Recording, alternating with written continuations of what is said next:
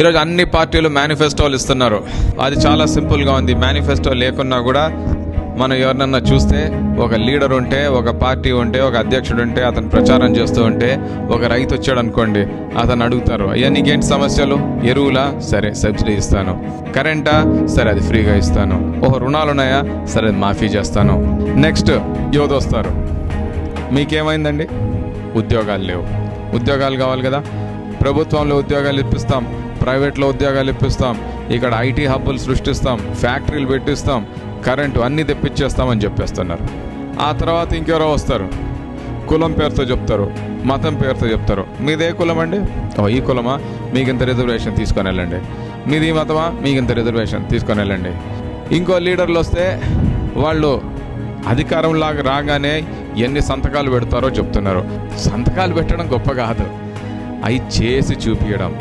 ఈ 67 సంవత్సరాలు మీరు చెయ్యలేంది ఈరోజు చేస్తున్న ప్రమాణాలు ఈ రోజుకి కూడా మీకు నిజం చెప్పే ధైర్యం లేదు. ఎందుకంటే రాజకీయాల్లో ఈరోజు మన దేశ పరిస్థితి చాలా క్లిష్టమైన పరిస్థితి, అన్ని రకాలుగా సంక్షోభంలో ఉంది.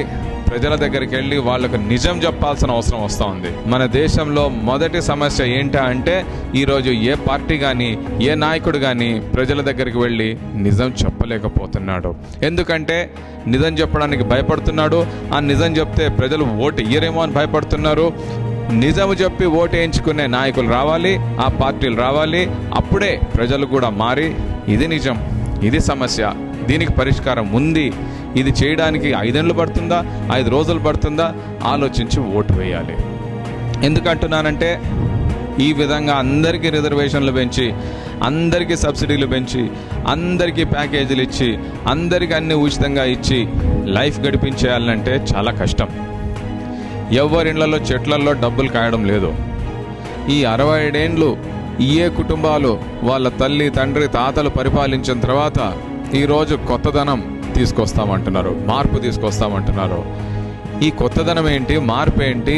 మీ కుటుంబాలే లేకుంటే మీరే పరిపాలించారు ఇన్ని సంవత్సరాలు, ఇప్పుడు మీరు తీసుకొచ్చే మార్పు ఏంటి అంటే మీ కుటుంబాలు చేసిన దాన్ని యూటర్న్ చేసుకొని వస్తారా? అందుకని ఈరోజు మనము అందరం కూడా ఆలోచించాల్సింది ఏ విధంగా ఒక మంచి దేశాన్ని సృష్టిస్తాము, డెవలప్ చేస్తాము అని.